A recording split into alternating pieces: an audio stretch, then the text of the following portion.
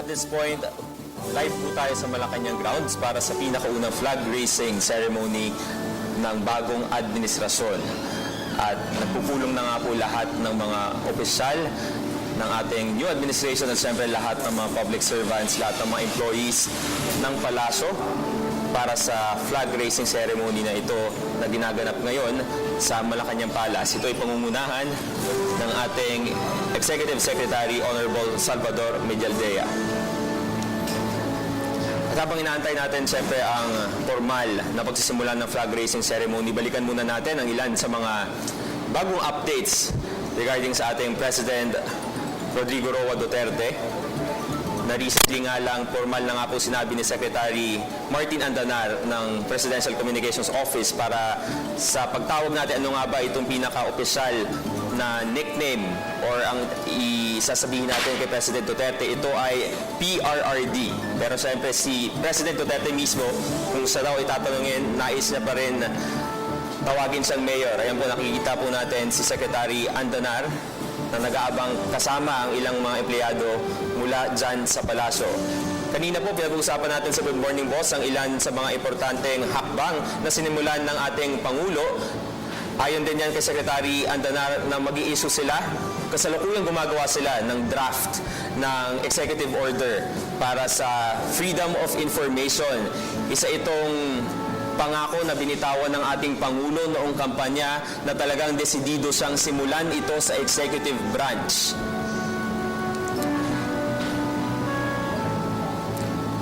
At syempre, bagamat ang hakbang dapat ay magsimula sa Kongreso para magkaroon ng batas hinggil sa freedom of information, sisimulan niya muna ito sa executive branch sa pamamagitan nga ng executive order. Bukod pa sa EO na ito on FOI, ayon din kay Secretary Andanar ay may hinahanda din ang palasyo na Administrative Order o AO na lilikha naman ng isang task force against media killings. Ito ay ginagawa ng ating administrasyon upang maging panatag ng lahat ng ating mga samahan sa media at siyempre para matigil na rin ang mga pamamaslang.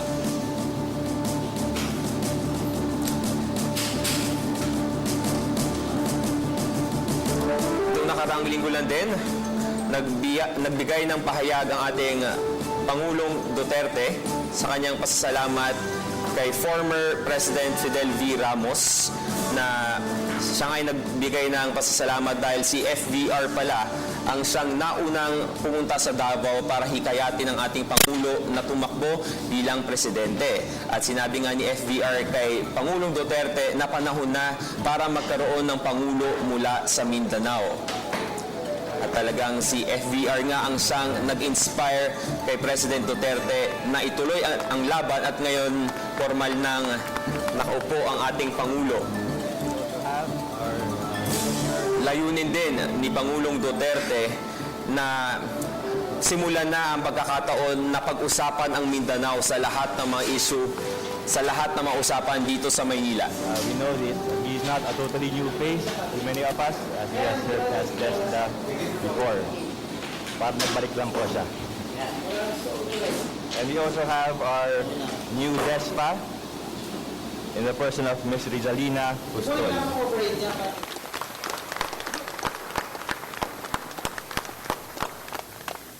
And we have our acting DESLA over there.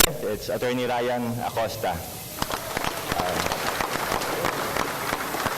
Attorney Ryan Acosta is also not new to the office of the President, having served as Assistant Secretary in ODESLA.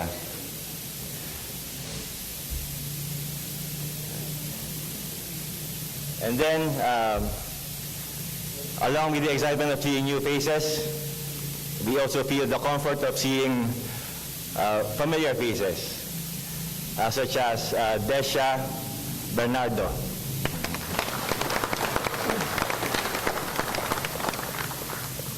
And if you're asking about the acting DESGA, sorry to say, he is busy this morning, busy performing MC duties for this flag ceremony.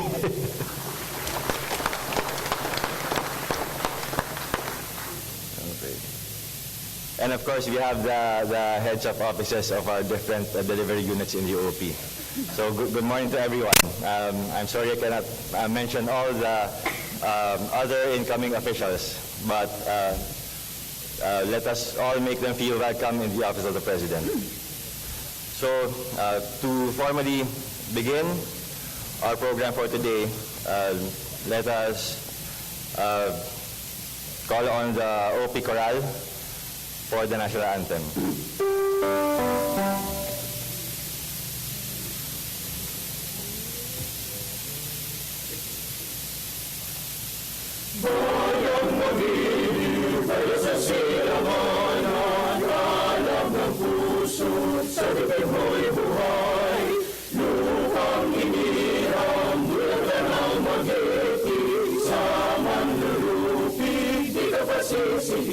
Sa dagat at bundok, sa simula, sa langit ng bago, na hinagang tumatawid sa aglayang minamahal. Ang kislat ng matawat mo'y tagumpay na nagme-meme, ang bituin na taraw niya kailan pa may di magdidilim. Lupa ng araw ng ating pagsenta, wala langit sa piling mo.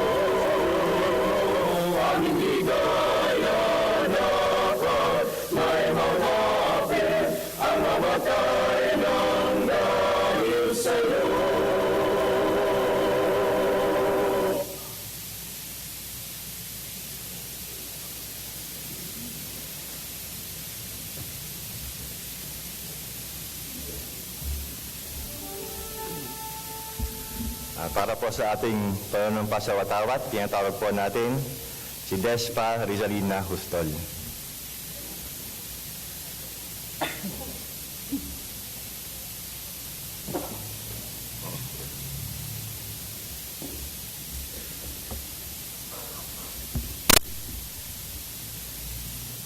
Mga kasama ko, kawani ng gobyerno, itaas natin ang ating kanang kamay at sabay-sabay nating bigkasin ang panunumpa sa watawat. Ako ay Pilipino. Ako ay Pilipino. Buong katapatang nanunumpa. Buong katapatang nanunumpa. Sa watawat ng Pilipinas. Sa watawat ng Pilipinas. At sa bansang kanyang sinasagisag. At sa bansang kanyang sinasagisag. Na may dangal. May dangal. Katarungan. Katarungan. At kalayaan. At kalayaan. Na pinakikilos ng sambayanang makadiyos. Na pinakikilos ng sambayanang makadiyos. Makatao. Makatao. Makakalikasan. Makakalikasan. At makabansa. At makabansa.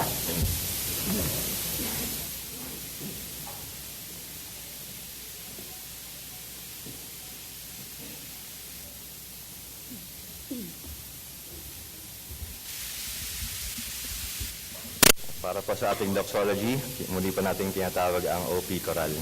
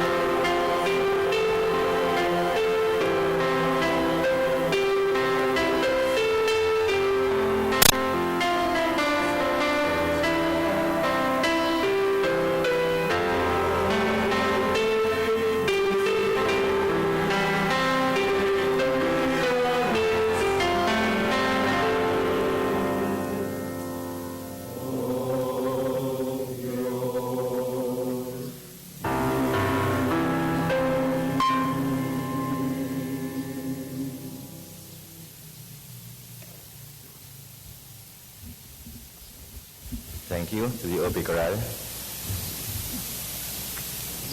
To introduce our guest speaker, I have the honor of calling to the stage S. Menabda Guevara.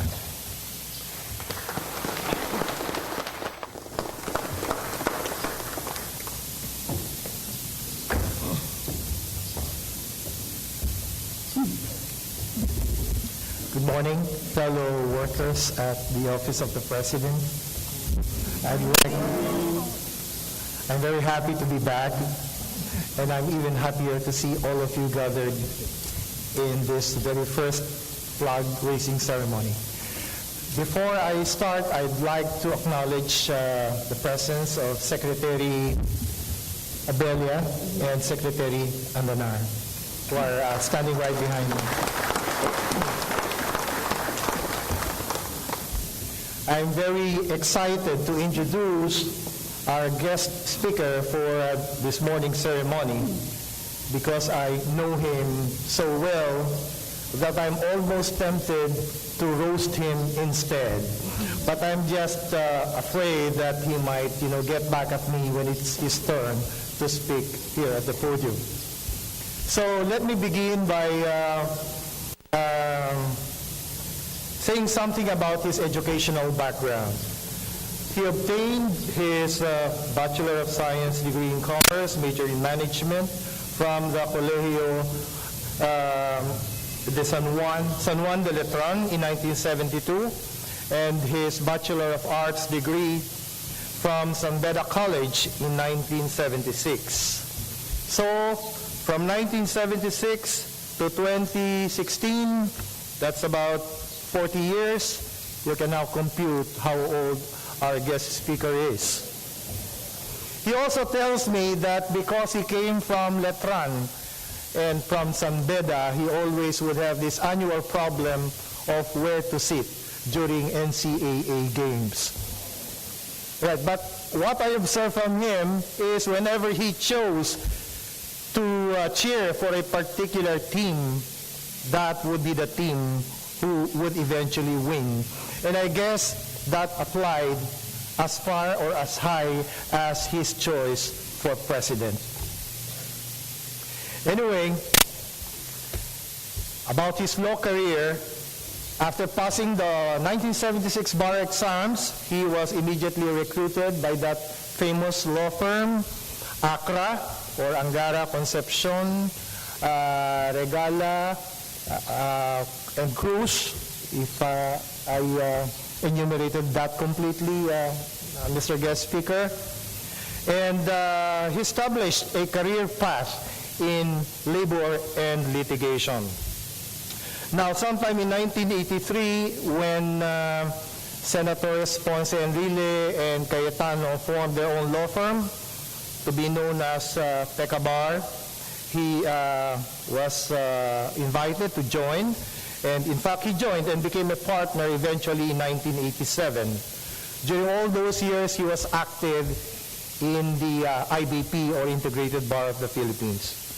Now, in 1990, together with several other Pecabar lawyers, including an associate by the name of Maynard, they founded a firm that was later to be known as Medialdea, Ata, Bello, Guevara, and Suarez.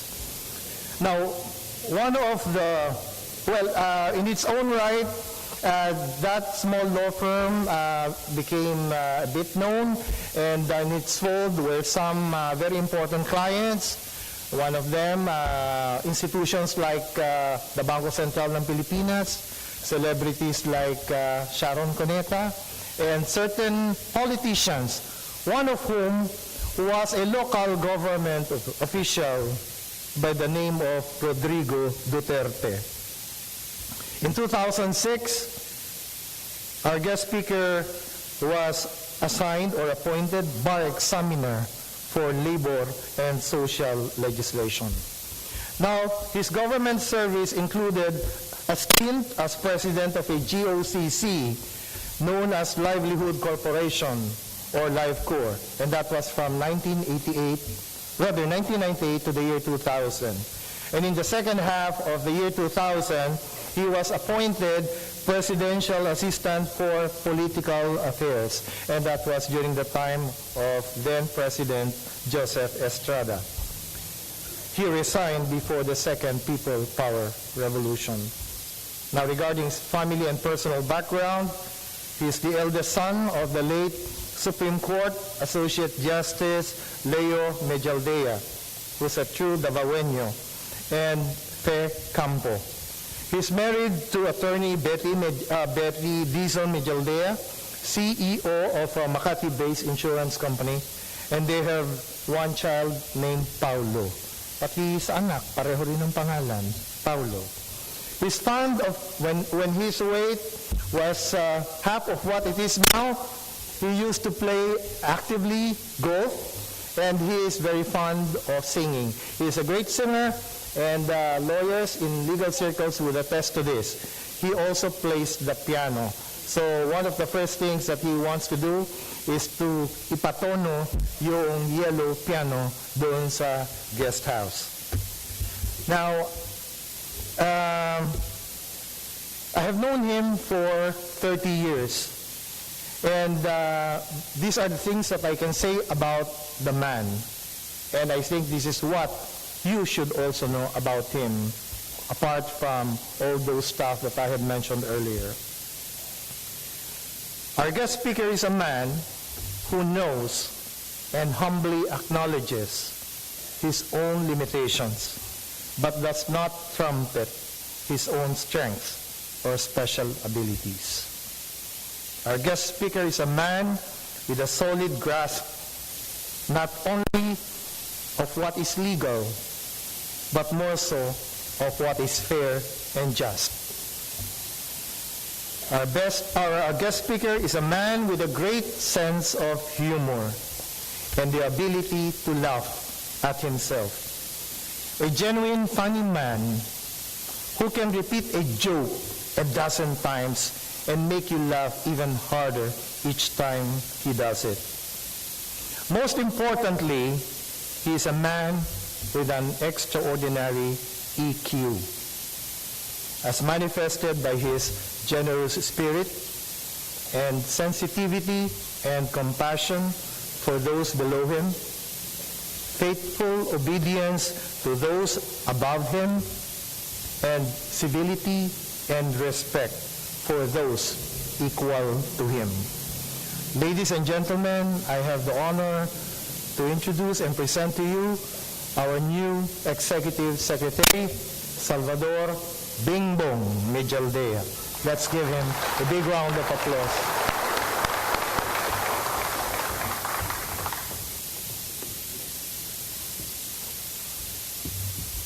Salamat, Lord. Alam niyo, Atty. 3 taong ko siyang naging law partner. Kasama ko siya sa hirap at ginhawa. Noong Biyernes ng gabi, hirap pa rin ang aming pinagsamahan. Kailangan namin umutang sa mga lawyers ng taga-ES para makapamili ng aming kakainin. Noong ako po ay natalaga bilang Executive Secretary, isa sa mga una kong katanungan ay, maaakit ko pa kaya si Atty. Guevara na sumama sa akin, na bumalik sa OES. He was already occupying a very high position at the Philippine Competition Council. When I asked him to rejoin the OES, it was without hesitation that he said yes. Later, I would ask him why it was without any hesitation. His curt reply was, he personally believed in the incoming president. I was so disappointed because ang buong akala ko sa akin siya believe, hindi pala. My colleagues in government, last Saturday, I was informed by Bespa Lina that in view of the president's possible inability to attend this morning's flag raising ceremonies, I am being requested to stand in behalf of the President.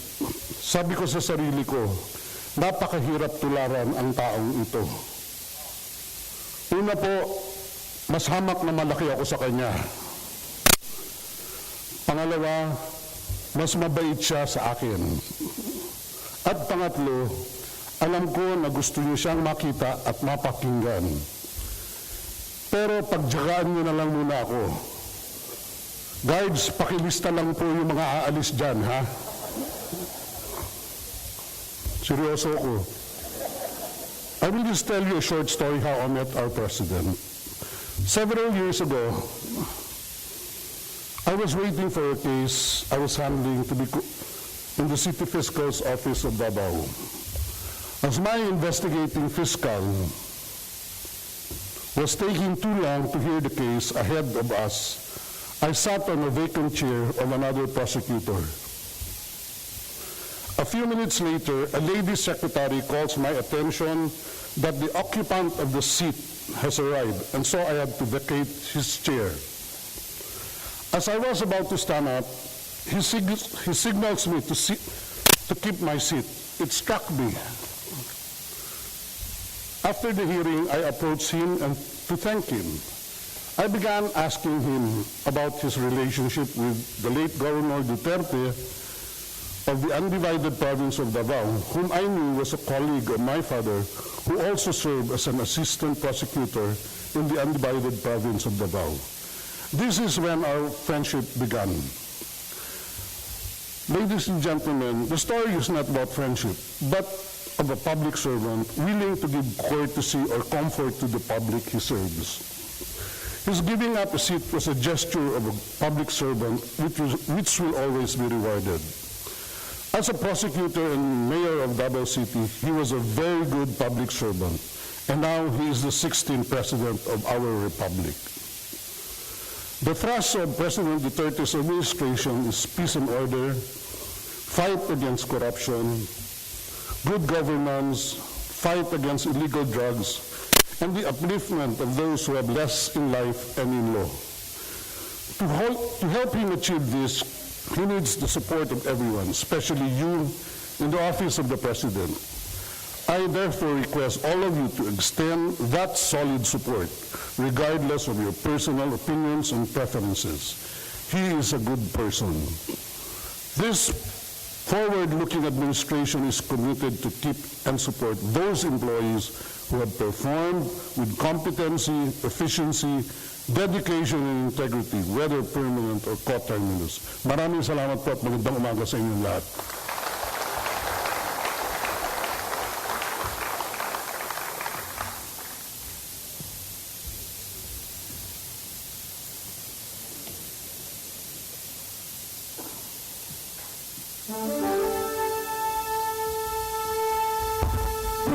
Salamat po, Mr. Executive Secretary, para sa inyong mensahe. Sigurado po ako, mga tao po narito ngayon ay hindi po nagsisisi na kanila po kayong pinagtyagaan na ilang minuto. Dahil sa inyo pa mga sinabi, hindi lang po nila nalaman ang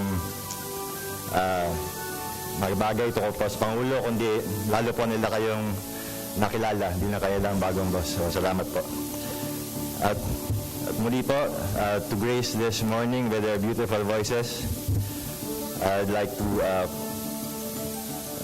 call on the OP Choral to give a special number, and after that, the song Pilipinas Kong Mahal.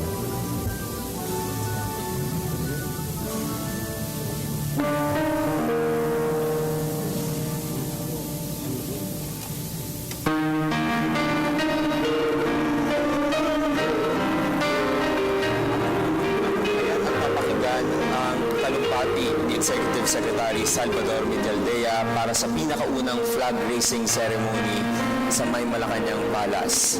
Bagamat naging maikli lamang, naging masaya naman ang kanyang talumpati at binalikan niya ang kanyang alaala kung paano niya nakilala si Presidente Duterte on Pasao ay nagsasa.